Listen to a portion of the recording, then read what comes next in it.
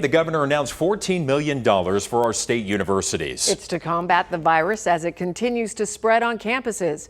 Emma Lockhart spoke with an expert about whether these schools are doing enough.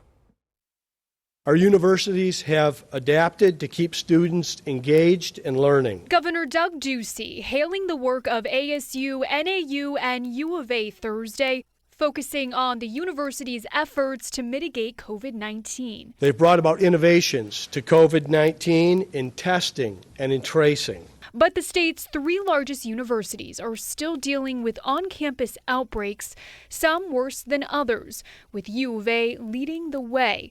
According to their dashboard, their 10% positivity rate is nearly 11%. 11% is definitely high, and it can only go up from there. Once you start to see a rise, it tends to rise exponentially. U of A has reported more than 2,000 cases since August.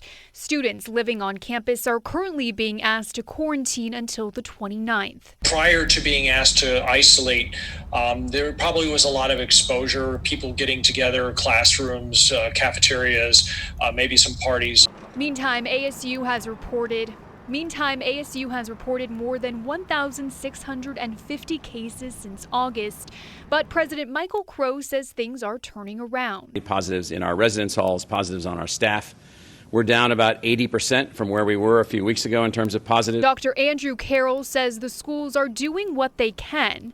But when would it be time to stop in-person learning?